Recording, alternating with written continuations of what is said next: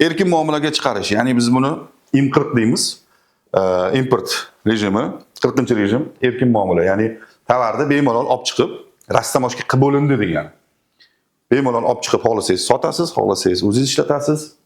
Nima qilishingizdan qat'iy nazar, erkin muomala, svobodniy использование. Keyin yana eng katta rejimimizdan bittasi eksportimiz. O'zbekiston hozirgi kunda eksport yildan yilga oshib boryapti, istalgan tovarlarning eksporti. Reeksport degan tushunchamiz bor. Reeksport tovarni boshqa bitta davlatdan olib kelib, misol uchun Tojikistondan olib kelasizda, O'zbekistonga import qilish uchun olib keluvdingiz, aytaylik. Nimadir bo'ldi, bir dunyo po'shinlar chiqib keldi. Fikringizdan qaytdingizda, buni qayta eksport qilib yo Tojikistonga jo'natib yuborasiz qaytarib, yoki aytaylik Armeniyaga jo'natib yuborasiz. Ana shu holatda siz import qilmaysizda, reeksport оформление qilasiz. Rejim. Bo'ldi, O'zbekistonda qolmaydi, hech qanaqa to'lovlar to'lanmaydi, prosta O'zbekistondan chiqib ketadi. Endi kichkina to'lovlar bo'ladi.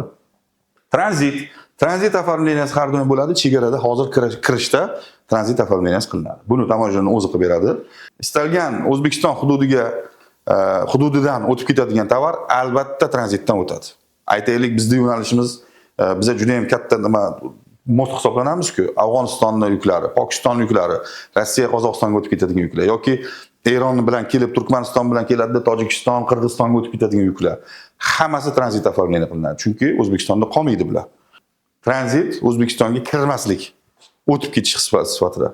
Vaqtinchalik olib kiriladigan narsalarimiz bor. Bular nima? Misol uchun qanaqadir instrumentlaringiz, оборудованиеңiz, katta siz, aytaylik siz Hyundai injineringsiz, Samsung injineringsiz quruvchilar yoki mana bu turetskiy chaliq, aytaylik enerji, ular o'zini tovar instrumentlari bilan kelishyapti. Ya'ni оборудованиесі bilan kelyapti-da, qurilishni qilib, bu narsasini O'zbekistonga import qilmaydi, olib chiqib ketadi qaytarib. Vaqtinchalik olib kiryapti.